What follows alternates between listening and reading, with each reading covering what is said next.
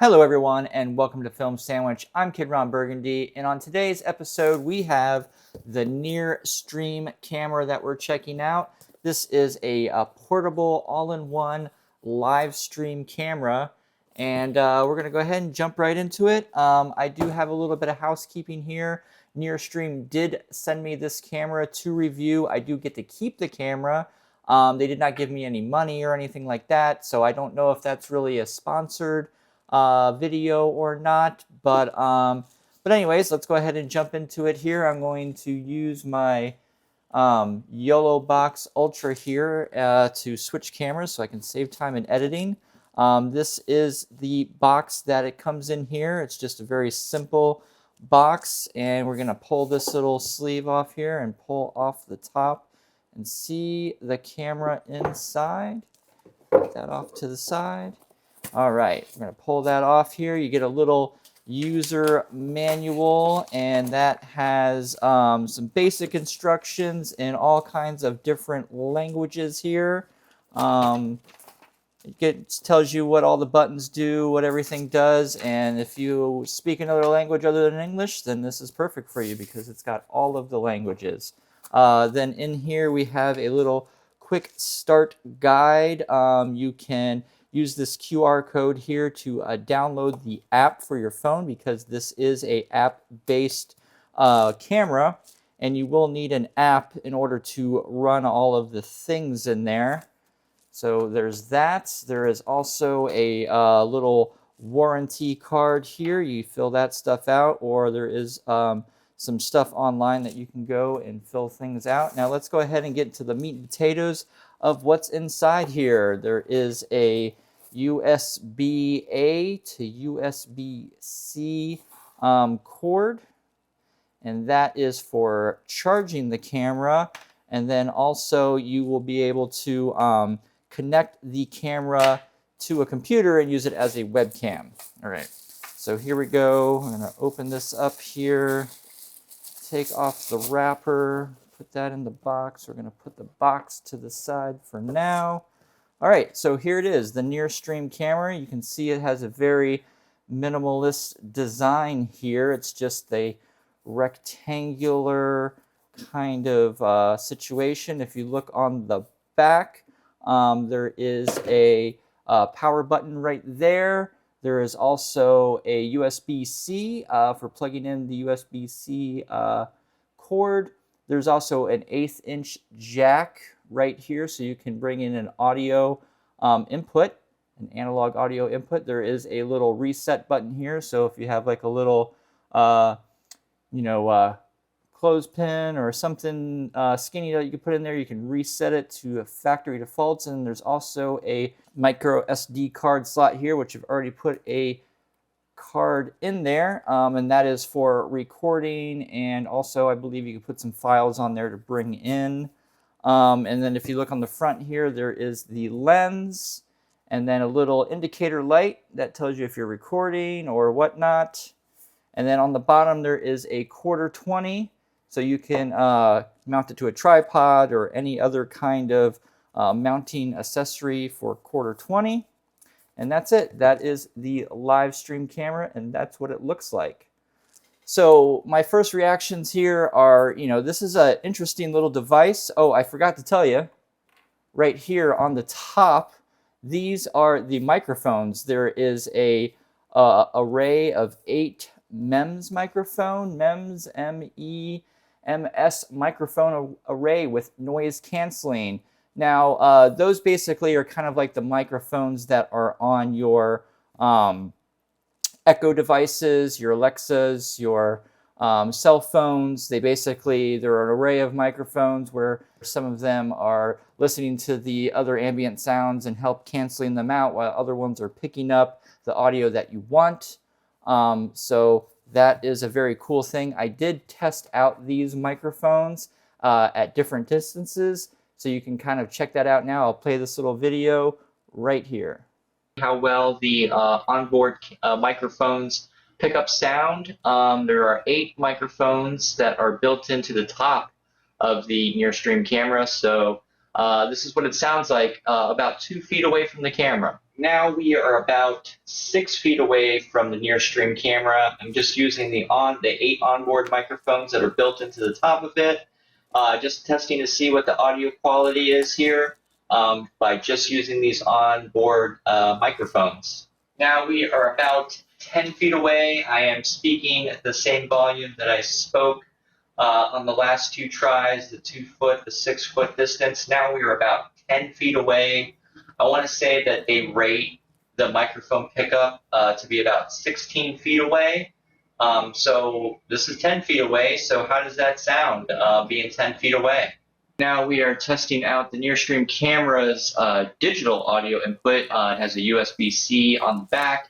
You can plug in a wireless mic like the DJI Mic 2 into that and record digital quality audio instead of the analog audio with the 1/8" jack. So there are three different audio sources you can do here. You can use the on-camera microphones, or you can use a analog 1/8" jack wireless microphone, or any other kind of audio input for that matter, anything that's going to pump out an 1/8" jack or a USB-C output into the NearStream camera.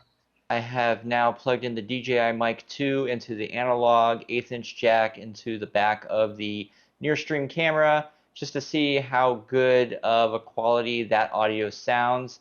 I did notice that when I plugged in the analog input, it sounded like a little like you could barely hear it. So I really had to jack up the volume on the wireless mic itself. I had to turn up the receiver and transmitter levels just to see if I could get some better levels here on the NearStream camera. It's also turned all the way up on the NearStream camera's volume. So let's see how that sounds. Okay. So if you notice right there, I did the test at a few different distances, and the little microphone array did pick up my audio. There was some definite digital processing happening, which doesn't sound that great, but I mean, for it to be as far away as it was and still be able to pick up the audio, it was pretty good. I'm sure down the line, maybe some firmware upgrades, or maybe they'll come out with another camera that eventually will have even better stuff. So I mean, some of this stuff, it's kind of like early generations with some of this AI noise canceling. So you got to remember that this stuff, this is the worst it's going to be. It's only going to get better. So it is pretty good. If you don't have, a wireless mic, you can get by. Obviously, the farther you put it away, it's going to have, some issues picking it up. If you're in louder areas and such, it may have some issues picking you up. I did take it outside, and it did pick up some of the other, like, birds chirping and stuff like that. And I did notice that if you weren't facing right directly at the camera, it did have some issues picking you up. But if you're, facing directly at the camera and you don't have, the budget to get a nice wireless mic system, then using those on-camera mics might be the way to go. And then if you did listen, there is ways that you can input, a separate audio input, like a wireless microphone and such. And with that, I felt like the analog was a warmer sound than the plugging it in with the USB-C, which was digital. Again, that might be able to be, fixed in some firmware upgrades. So I would probably go with the analog, but I did have to turn up the input volume on the wireless mic and the NearStream camera a lot, but it did sound good. So, you'll have your choices of the different kinds of audio that you want to use, whichever one that you prefer.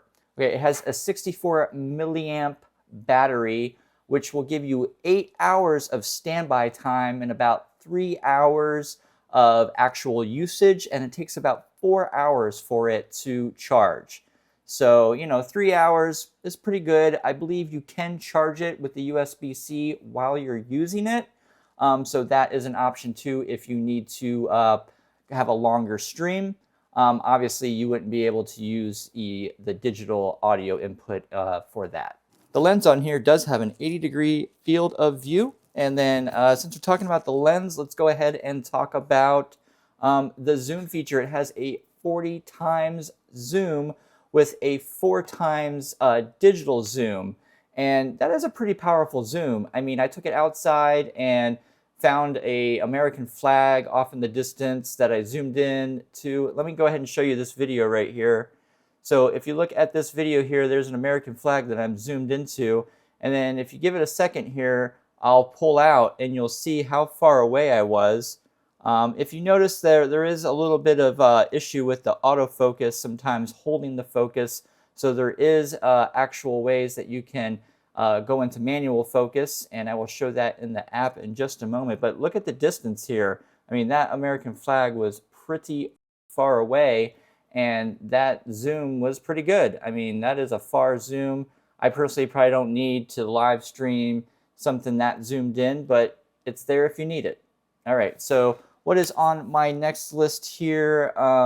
There is Wi-Fi support. So on this camera here, you can't really do anything unless you are connected to the app. And then in order to connect to the app, you have to have the NearStream camera and whatever device you're controlling it with, whether it be a tablet or a cell phone, all have to be on the same network, whether that is a router that you have inside of a building, or if you have a hotspot that you're using while you're being mobile. Both devices will have to be connected to there. And then within that app, you have all kinds of control over the zoom, and you can adjust all of your image settings and so on and so forth.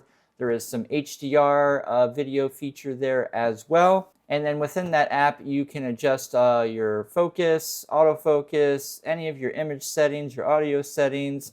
So let me go ahead and show you that app right now. This is what the app looks like. We're going to open that up. And then this is the screen that it gives you here. You got some little settings gear. Then you have live, record. And then you have your little camera thing. This is if you have any graphics. This is if you have any audio. But first, let's go ahead and I'm going to actually start this camera up. It's kind of like a quick press and then a long press to start it here. Okay, so the camera is starting. I'm going to point it in this direction here. Usually you want to give it a couple minutes to connect to your router and everything if you haven't already. We're going to go ahead and hit the plus here, and that's going to open this up to where I can click on and add my camera. So right now it's searching for the camera, and you want to click on setup here in order to get it set up to either your Wi-Fi, your hotspot. So we're going to go with the Wi-Fi here. And then we're going to, for optimal performance, keep the camera and mobile device within 100 feet of your access point, which it is. So we're going to click Next. And then it's going to do a little bit of searching for our network here. Mine is FBI Surveillance Van. Okay, so we are now showing that we have the camera here on our network, and we're going to hit connect. And now it has connected, and we're going to click on continue. And now it's going to show me the camera feed here. So this is my camera feed. I just have it pointing at my chest. I'm going to put it up here on the shelf and see if I can get a nice little view here of myself while I'm doing this. All right, so this is the NearStream camera. It is now connected to the app, the network, and everything here. Now you can have up to 3 NearStream cameras connected to the app at one time, and then you can do live switching between those 3 NearStream cameras, but they just sent me the one camera, so I can't really test out that feature. But I'll run you through some of the other features that I can test out here. So we're going back to our top-down shot here. So here's what it looks like here when you have the app open. I'm going to click the little gear. Then you have in that gear, you can click remove the camera if you want. You have some device settings here. You can adjust you can see what your network is, your battery life. You can choose to have a password on here if you so desire. That way nobody can, just access your camera if you're in a more public setting. There is an NDI mode on here. So if you have anything that can access NDI cameras, you can turn that on and use that. It'll tell you what your camera input quality is, your SD recording quality. You can have auto power off. If you're not using the camera after 15 minutes, it'll auto power off. You can power it on with the USB cable if you want. And then there's some various other things here. If you wanted to just turn the device off, you could. We're going back out of there, back to the gear, and now we have some audio settings here. This looks like it's stuff if you're doing some of the signal processing, you know, for like some of the noise canceling and stuff like that. And then we have, and then we go into the image settings here. So you have autofocus. If you don't want to use autofocus, you turn that off, and you can use the plus and minus to use manual focus. There is an auto exposure. You can, of course, turn that off if you so desire and adjust all of your settings manually. There is also an auto white balance. Again, you can turn that off, turn it on. Obviously, when I turned it off there, it adjusted the white balance crazy. And there is an HDR feature, which I already had on. And I just turned that off, as you can see, where my shadows and highlights are. And if I turn it back on, see there? And it's just adjusting that. And then you can, of course, adjust your brightness, contrast, saturation, hue. You could mirror if you want. You can change that. You can flip it to another direction. And if you need to reset all those settings, you can just click there.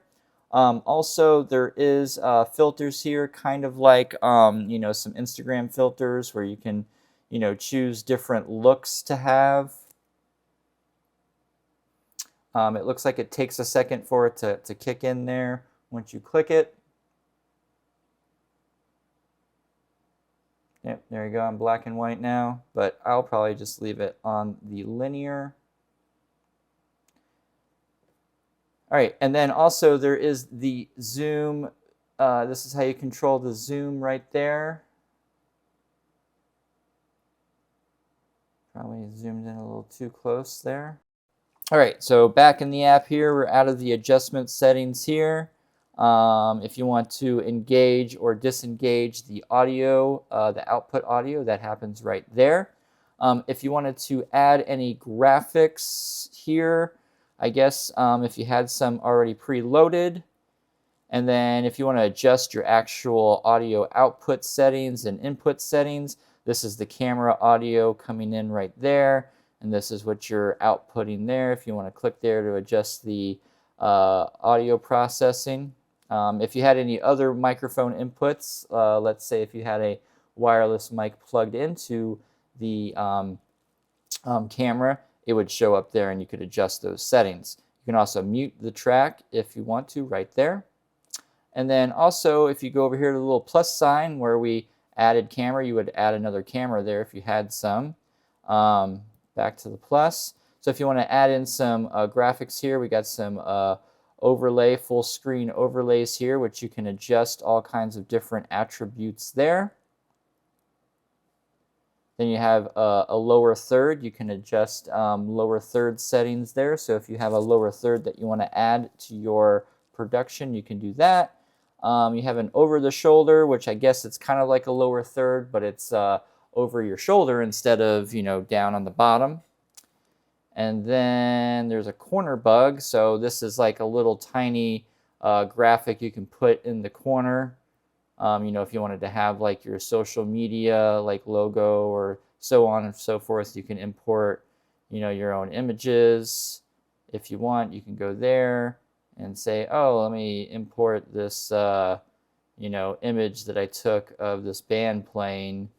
It was a green screen performance, but I didn't have any logos in there. But you can see, you know, if I want to, oh, there it is, you know, up in the top left-hand corner. So that is something that you can do. And if you want to get rid of it, there is the little three dots. You can get rid of it there. So that's graphics. You can do picture in picture. So if you had multiple cameras here, you could do a picture in picture. You would just choose that camera there, and then you can choose, where you want it to be at. Probably in the bottom left. You can choose the size. You can choose the color, all kinds of things. You can click there, and if you want, oh look, I have my own, little picture in picture there. And then again, if you want to get rid of it, 3 dots. All right, so picture in picture. Then there's multi-view. So let's say you did have 3 of these NearStream cameras. You could have a multi-view. Have you ever seen in the news where they have like 3 different people all talking in like a conference, but you could see them all at the same time? That's what that is for. Let's go ahead and see if I can show any of that. I can click there. In my multi-view, I don't really have any cameras to adjust here. I could put just me, a bunch of me's there. And now I have this multi-view. Oh, there's the camera. I have this multi-view here. Obviously, if you had multiple cameras, you would have 3 different people. But here, it's just 3 me's. But of course, you could do that too, if you so desire. And then there's audio, which you can bring in some other audio here. But it doesn't look like you can bring in your own audio, but you can have some audio playing in the background if you so desire.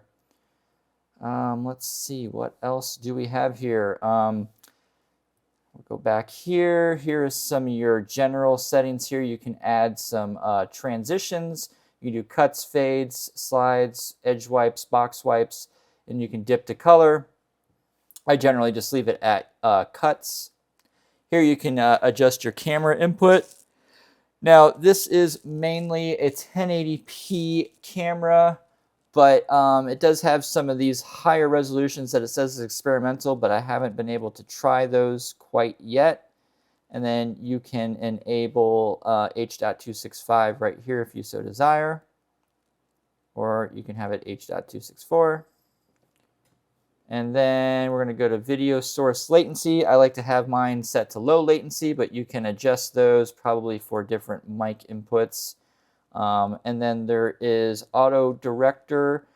This is for if you want to have it do to change the camera view from one camera to the other.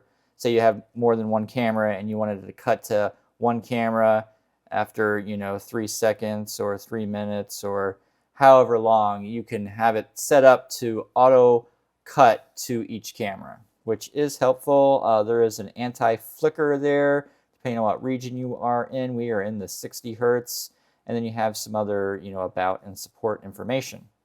So that, I believe, was all of the camera settings there. Okay, so now that we have gone through some of those things here, let's go to the recording here. Now you can record straight to your mobile device in H.264 or H.265. You can adjust the recording settings here. And then also you can plug in your SD card into the camera and you can record to that device there. So instead of recording to the internal, or instead of recording to your phone, which you probably don't have enough space to do a bunch of recordings, it's better to use the SD card there. And you can format the SD card if you like. And let's see here, if you want to go live, you have the option to either go live with a RTMP link, or you can go live to YouTube directly, Facebook directly, or Twitch directly. So I noticed when you want to go live to one of your accounts, you have to click on the login here. And if you already have the app connected, the Facebook app, it automatically logs into your account here. And then you would choose what account you would go live to, and then you would click Go Live. Takes a moment here to get it started, but now it is live here. It says that we are streaming at 1080p at 4.79 megabytes per second. And right now we're streaming live to Facebook. And then, if you have any other pages that you want to go live to that you manage in your Facebook account, you can go live there as well. Same on your YouTube account. So that is going live. It is super easy to go live. So another cool thing is that you can use the NearStream camera as just a basic webcam. You can use this USB-C to USB-A wire that they've given you here, and you can plug that right into the camera. And then what I'm going to do is I'm going to test it out on my YOLO box here, because you can input web cameras into the YOLO box via USB. And see here, yep, there's the NearStream camera. Okay, so we are on the NearStream camera feed here. This is what the quality looks like on the NearStream camera. I do believe I have the HDR adjustment on here. There we are. So this is the non-HDR look here. I actually prefer the HDR look because I have a big bright light here, and the NearStream camera just isn't as good as my R5C's main camera here. So we're going to make that adjustment back to the HDR on in the app. This is the live stream camera. I do prefer this look a little bit better than I do the non-HDR look. So that is another cool thing that you can do. What else is cool is that I can unplug this. I'm going to go back to my main camera view here. I'm going to unplug that. Let me go back to the app here. So I want to add it as an NDI camera. So that is going to be, where was that? That was here, device settings, NDI mode. So it's actually going to disconnect me from the NearStream app here when I go into NDI mode. So now the camera should be picked up via NDI. I'm going to check here on my YOLO Box Ultra to see if I can add an NDI camera and if it's on my network. So I'm just going to go over here and find NDI. And then there it is, localhost VM33. And now I have added it as an NDI camera. I don't know how well the NDI works with latency here. It seems like it's got a little bit of latency here, and that generally happens whenever you're over a wireless connection. But the YOLO Box does have some mixed minus stuff here, but I'm not going to mess with that on this, just because I don't want to try to get into a whole bunch of audio syncing. That could take a while. So that is cool. You can add the NDI camera there. It seems that is a cool feature to have. So NDI on the NearStream. So that is going to conclude my little review video here of the NearStream camera. Let me pull this thing down here. I mean, this little thing is a very capable all-in-one live streaming device. It can only go to one destination at a time. So if you want multiple destinations, you're going to need like Restream or Caster or some kind of other service like that, to where you can simulcast your streams. So my thoughts on the NearStream camera: it is a nice little compact device that is a camera and live streaming device all in one. They have added some other features like picture-in-picture and adding graphics and so on and so forth. So you can put on a full live stream production with this camera or multiple NearStream cameras. So that is my review here. Let me know what you think of the NearStream camera. Does any of you out there have it? I would recommend it if you are looking for an inexpensive all-in-one device. The NearStream camera could be for you. It's a brand new day.